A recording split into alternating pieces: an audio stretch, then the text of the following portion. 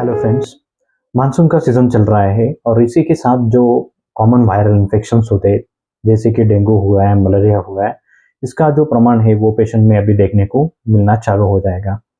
तो बहुत कॉमनली इनमें से जो पेशेंट रिप्रेजेंट करते हैं हॉस्पिटल में आते हैं तो उसमें डेंगू एक बहुत कॉमन इन्फेक्शन हो जाता है। तो आज हम इसी के बारे में डिस्कस करने वाले हैं कि डेंगू क्या है, उसका इन्फेक्शन कैसे होता है, हम उसको कैसे रोक सकते हैं और इसका ट्रीटमेंट कैसे किया जाता है और कई कॉम्प्लिकेशन भी डेंगू में हो जाते हैं। तो देखिए डेंगू या डेंगू फीवर जिसको बोलते हैं ये एक वायरल इन्फेक्शन होता है जो कि एक मॉस्किटो की जो मॉस्किटो होती है एडिस टाइप की, तो वो इसको ट्रांसमिट करने में एक बहुत महत्वपूर्ण रोल प्ले करती है। तो डेंगू का जो वायरस होता है ये वायरस जो मॉस्किटो होती है वो कि मानसून के सीजन में जो ओपन स्पेसेस में जो वाटर पानी तमाम थम जाता है तो उसमें वो मॉस्किटो अपने एग्स देते हैं, तो उसके साथ वो उसका जो ट्रांसमिशन होता है मॉस्किटो का वो बहुत ज़्यादा फैला हुआ होता है। और अगर वहाँ पे अगर किसी पेशेंट को या किसी व्यक्ति को अगर उस मॉस्किटो ने बाइट कर दिया जिनके अंदर वो डेंगू के वायरस होते हैं,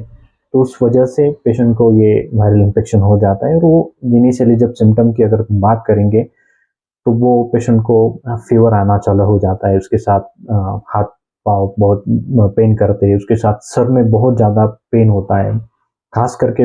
आंखों के पिछले साइड पे बहुत ज़्यादा पेन करते हैं। और हाथों में, पैरों में और शरीर पे पूरे रैशेस आने लगते हैं, लाल हो जाते हैं कई बार शरीर, स्किन। और कई पेशेंट में जनरली 80% पेशेंट में ऐसा देखा जाता है, 80% पेशेंट में ऐसा देखा जाता है कि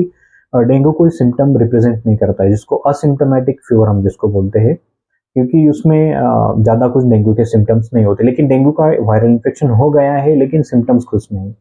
लेकिन 10 से 15% पेशेंट में ऐसा हो जाता है कि पेशेंट को एडमिट होने की या हॉस्पिटलाइज होने की ज़रूरत पड़ सकती है। कई पेशेंट में डेंगू के 2 कॉम्प्लिकेशन होते हैं, यानी कि एक होता है डेंगू हेमोरेजिक फीवर और डेंगू शॉक शॉक सिंड्रोम। ऐसे 2 मेजर कॉम्प्लिकेशन हो सकते हैं डेंगू की वजह से, वो कि एक लाइफ थ्रेटनिंग डिसऑर्डर जिसको बोला जाता है, यानी कि उसको वजह से इस कॉम्प्लिकेशन की वजह से पेशेंट की डेथ भी हो जा सकती है। तो डेंगू हेमोरेजिक फीवर में प्लेटलेट काउंट बहुत कम हो जाता है, इसकी वजह से शरीर में अंदर भी किसी ऑर्गन में वगैरह ब्लीडिंग स्टार्ट हो जाता है, ब्रेन में कई बार ब्लीडिंग स्टार्ट हो जाता है, इसकी वजह से पेशेंट की डेथ हो सकती है। और दूसरा जो मेन कारण है डेथ होने का, जिसको डेंगू शॉक सिंड्रोम बोला जाता है, इसमें पेशेंट का जो बीपी होता है, ब्लड प्रेशर, वो अचानक से कम हो जाता है, सडन कोलैप्स हो जाता है और पेशेंट कोलैप्स होकर उसकी डेथ हो जा सकती है। तो इसी के लिए जो डेंगू का जो मैनेजमेंट होता है वो बहुत अच्छे से करना, प्रॉपरली करना, वो हॉस्पिटल में डॉक्टर को बहुत महत्वपूर्ण होता है। तो सिम्टम की अगर हम बात करें तो इनिशियली पेशेंट को फीवर आना स्टार्ट हो जाता है, कई बार ये 104 यानी 104 वगैरह फ़ारेनहाइट पे जाना जाता है। बहुत ज़्यादा बॉडी पेन करती है, कई बार कई पेशेंट को वॉमिटिंग भी हो जाती है, लेकिन सर में दर्द होना एक टिपिकल कई पेशेंट में लक्षण देखने को मिल सकता है। बहुत सारे सारे पेशेंट में पूरे स्किन पे रैश आने लग शुरू हो जाते हैं। वो जनरली जो रैश आते हैं वो अंदर के हमारे त्वचा के अंदर के जो ब्लड वेसल्स होती है, रक्त वाहिनी जो होती है, वो कई बार उसकी वजह से ब्लीडिंग स्टार्ट हो जाता है, उसकी की वजह से वो पूरे शरीर में रैशेस वगैरह आना चालू हो जाता है। मैनेजमेंट के लिए बहुत सारे पेशेंट जो मेडिसिन घर पे लेते हैं वो आप ना लें डेफिनेटली, क्योंकि डेंगू के अगर किसी को डेंगू हो जाता है तो जो मेडिसिन होते हैं, यानी कि जो एसिक्लोफेनेक पैरासीटामोल वाला जो कॉम्बिनेशन आता है वो पेशेंट को हमें नहीं देना है, और जो आइबुप्रोफेन वगैरह होते हैं वो पेशेंट को नहीं देना होता है। प्लेन पैरासीटामोल आप ले सकते हैं जो कि एंटीपायरेटिक है, यानी कि जिससे फीवर कम हो जाता है। कई पेशेंट में पेन किलर के लिए भी इस्तेमाल हो जाती है, लेकिन कॉम्बिनेशन वाला जो पैरासीटामोल है, जैसे कि डाइक्लोफेनेक वगैरह हो गया या आइबुप्रोफेन है, एसिक्लोफेनेक है, ये मेडिसिन हमें पेशेंट को नहीं देनी, क्योंकि ये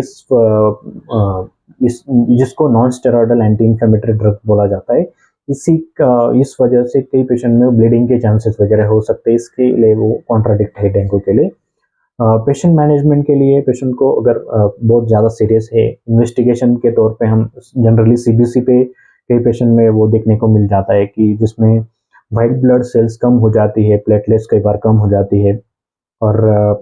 NS1 जो एंटीबॉडीज जो हम करते हैं उसमें वो पॉजिटिव दिखाता है, कई बार की पेशेंट को CRP वगैरह भी करना पड़ सकता है। तो ये जनरली कॉमन इन्वेस्टिगेशन हम करते हैं। और जनरली जो सबसे इम्पॉर्टेंट है, अगर कोई पेशेंट को किसी एरिया में पेशेंट ज़्यादा आ रहे हैं डेंगू के, तो उस एरिया में वो देखना बहुत महत्वपूर्ण है, क्योंकि ओपन सोर्सेज के वाटर अगर ओपन वहाँ पे सोर्सेज है तो उसको कम करना और इसका इंतज़ाम करना, ये मैनेजमेंट का, प्रिवेंशन का बहुत इंपॉर्टेंट अप्रोच होता है। इस सीज़न में, जो मानसून सीज़न में ये टिपिकल इन्फेक्शन होने वाले हैं आगे से कुछ महीनों में, तो वो हम ध्यान रखें कि अगर ओपन सोर्सेज में अगर कहीं पानी है तो उसका इंतज़ाम आप कर सकते हैं। और कई पेशेंट को अगर फीवर वगैरह आ रहे हैं तो आप प्रॉपरली जो आपके कंसल्टेंट है उसका आप परामर्श जरूर कीजिएगा। सो कुछ पेशेंट में जो कॉम्प्लिकेशन मैंने बताया कि सभी पेशेंट में नहीं होते, कई 5 या 10% पेशेंट में ये कॉम्प्लिकेशन हो जा सकते हैं, लेकिन इसके लिए बहुत अच्छे से मैनेजमेंट हॉस्पिटल में अवेलेबल होता है और अच्छे से पेशेंट उसमें से रिकवर हो सकते हैं। So I hope this video is helpful for you, so thank you so much.